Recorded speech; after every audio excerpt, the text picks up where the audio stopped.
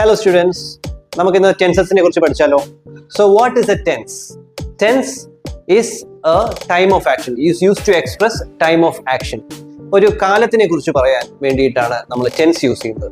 ഒരു ടൈം പീരീഡിനെ കുറിച്ച് ഡിസ്ക്രൈബ് ചെയ്യാൻ വേണ്ടിയിട്ട് ആണ് നമ്മൾ ടെൻസ് യൂസ് ചെയ്യുന്നത്. ടെൻസ് മൂന്നായിട്ടുണ്ട്. ആദ്യത്തെ present tense, second is past tense and third is future tense. നമുക്ക് ആദ്യം സിമ്പിൾ പ്രസന്റിനെ കുറിച്ച് പഠിക്കാം. സിമ്പിൾ പ്രസന്റ് ടെൻസ് എന്തിനാണ് യൂസ് ചെയ്യുന്നത്, എവിടെയാണ് യൂസ് ചെയ്യുന്നത്? ഹാബിച്വൽ ആക്ഷൻസ്, പിന്നെ യൂണിവേഴ്സൽ ട്രൂത്ത്സ്, ഇതൊക്കെ പറയാൻ വേണ്ടിയിട്ടാണ് നമ്മൾ സിമ്പിൾ പ്രസന്റ് യൂസ് ചെയ്യുന്നത്. ഫോർ എക്സാമ്പിൾ,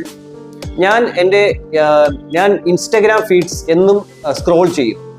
അത് എന്നും ചെയ്യുന്ന കാര്യമാണ്. എന്നും ഞാൻ ഇൻസ്റ്റഗ്രാം സ്ക്രോൾ ചെയ്യുവാണ്.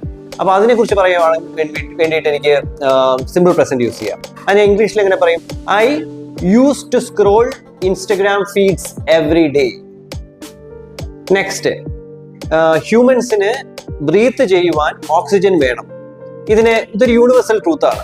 അപ്പൊ ഇതിനെ നമ്മൾ എങ്ങനെ ഇംഗ്ലീഷിൽ പറയും? Humans need oxygen to breathe daily, occasionally, every day,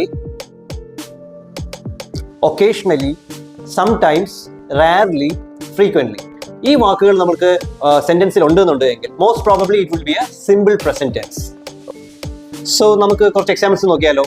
first one, I dash wake up at 4 a.m. Answer, I used to wake up at 4 a.m.